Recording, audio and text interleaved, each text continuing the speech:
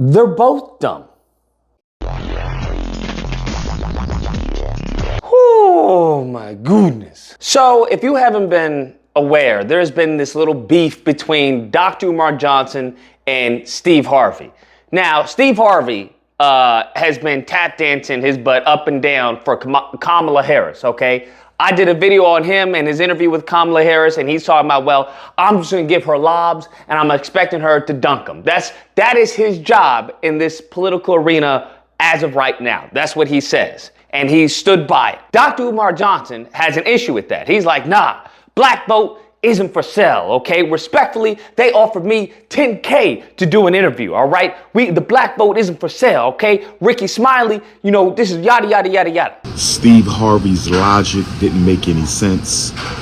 He said if we don't vote, we won't get nothing. Well, you've been voting and you ain't got nothing.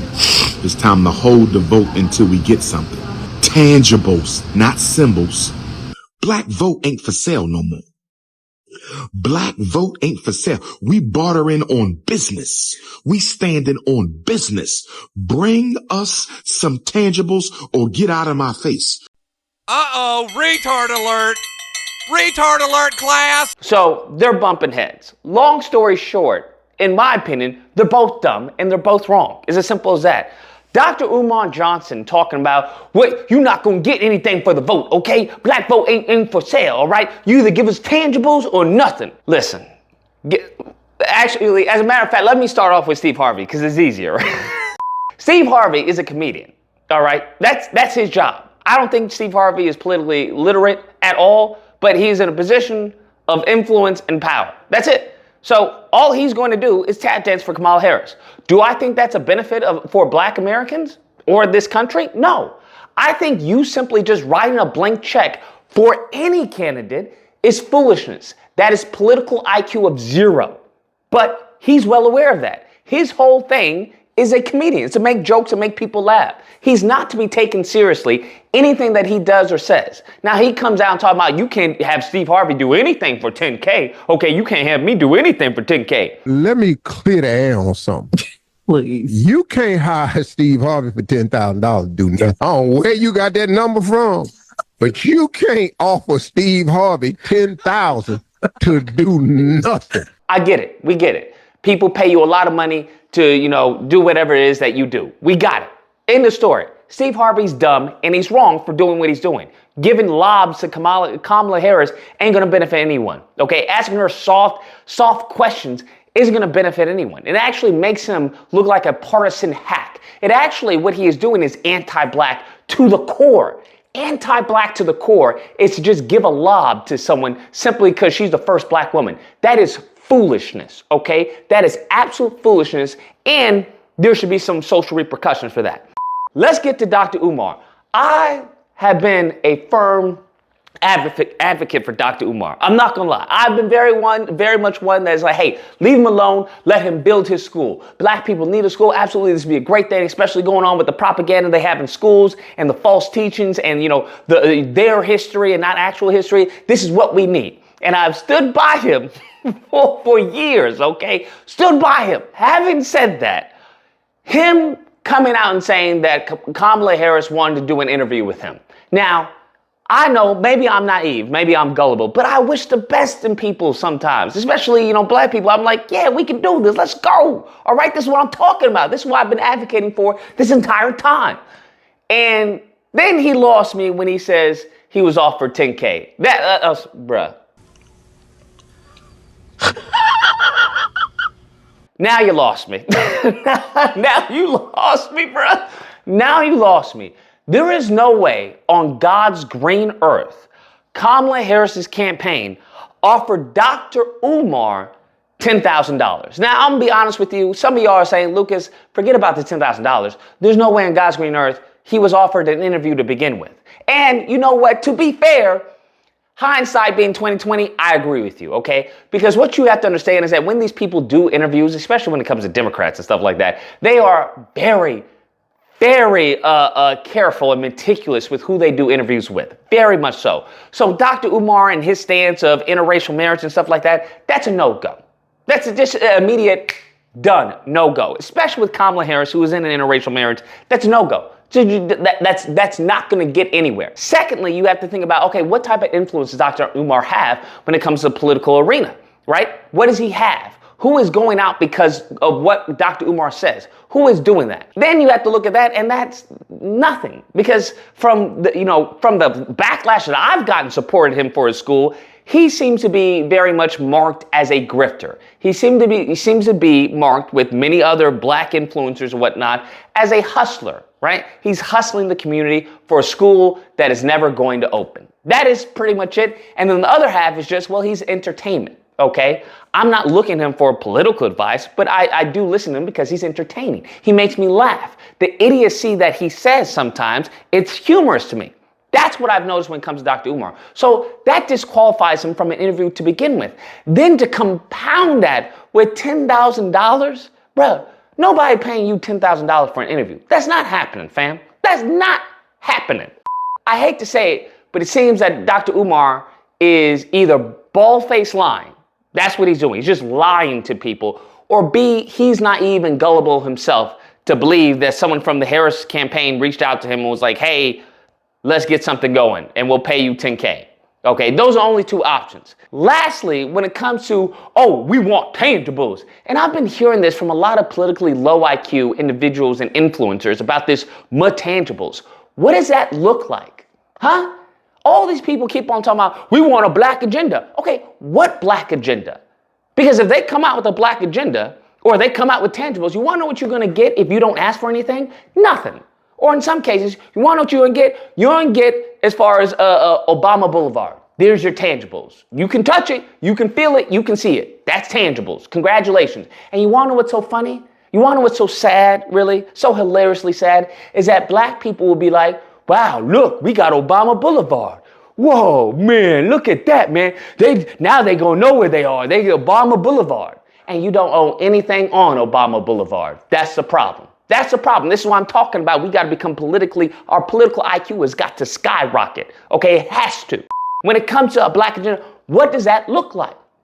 What are you asking for? If you're simply asking for a nebulous concept such as a black agenda, you're going to get that. It's going to be a nebulous as far as legislation. That is what's going to happen, okay? If you don't have specifics of what you want, then what do you expect? That's like going to a restaurant and saying, well, I don't know, just give me something that's good. What? And then being upset when they give you something that they think is good and you don't like it. Well, I don't like this. Well, you asked for something that's good. This is the catch of the day. Here you go. When you listen to these people talk about tangibles and black agenda and all this, we knew black and we ain't gonna vote. First off, who do you think voting, as far as you not voting, hurts? Huh? Do you think AOC, do you think Kamala Harris is going, boo-hoo, oh no, they didn't vote for me, oh God. Is that what you think? Do you think these people who enact laws that they are insulated from, okay, do you think that hurts them? Do you think that hurts their pocketbook? Huh? What are you talking about? They get paid off for our tax dollars. Why do you think you're going to impact them? I'm just curious, especially if you're not talking about primarying somebody. If you're not talking about, hey, I'm going to vote for the person or I'm going to primary this person come re-election, then you're not saying anything. Nobody in God's green earth cares about you talking about, well, I'm not going to vote for the president. What?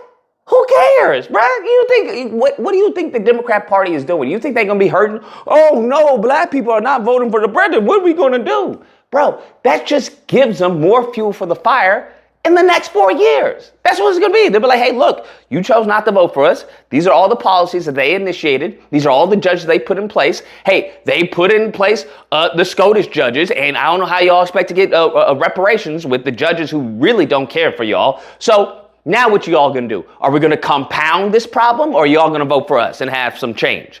And that's what you all need to understand. This is what I'm talking about, politically illiterate. Dr. Umar Johnson is much of stuff I agree with, a lot of stuff I don't. But unfortunately, he's politically illiterate. A lot of these other influencers and entertainers and YouTubers and documentaries and all these other people, they're politically illiterate. So what their goal is to hope and change. That's what they are doing to the black community. Well, we're going to get reparations. Well, how are we going to get it? Well, you know, we've been talking about it. It's only a matter of time before we get it. That is foolishness. That is political IQ of 0. All right? That is not what's going to happen. When you're talking about holding your vote for tangibles, you have to understand what leverage do you have. We as a collective right now in 2024 have zero fucking leverage, all right? It is close to zero, if not reaching zero. Our median wealth is about to be as far as freaking zero by 2053. What are you talking about? Both candidates are talking about as far as bringing in immigrants. Whether it's illegal or legal, it doesn't matter. Your dilution of the vote is going to occur. So this whole concept of, well, now we're going to hold our vote is foolishness, all right? It's absolute drivel. You can hold it and nothing will change. So if we do not get our ducks in order, bro, if we don't get our ducks in a line, this freaking election, it is game over for us. This is why I'm talking about, this is crucial. I made a video talking about how we only have 5 years. This is crucial for us. We're constantly being reactive in politics. Look, they won't do anything for us. Look, they haven't done anything for us and all this. Okay, Negro, okay, we have to do something for us. If that's the case, think about your political IQ right now. If you're saying this party hasn't done anything for you for over the 60 years and you still haven't done anything for you, then you're the problem. We are the problem. Not the Democrats, not the Republicans. We are the problem. We have got to be politically active in order to garner some respect. If you're not going to talk, basketball to someone who doesn't know anything about basketball, you're not going to respect their opinion when they say, hey, I think this person is good. You don't know anything about basketball, little guy. Get the heck out of here. The adults are talking. And that's how we have been treated as a collective in this political game. Because we don't know what we're talking about. We don't know what people can and can't do. We don't know what the obstacles that are there. We have nothing specific on the table for our ass. So if everything is some ominous, nebulous drivel, then that is what we are going to get. Anyways, guys, that's the video. There is no disagreement here, okay? If you have a disagreement, then chances are you're dumb as well. And I mean that respectfully, okay? I mean that respectfully. But we have to understand the circumstance where we are. We have to be realistic about where we are as a collective in this country right now. Not before, not during Jim Crow. I'm talking about 2024 right now. And we have got to be planning and building for the future.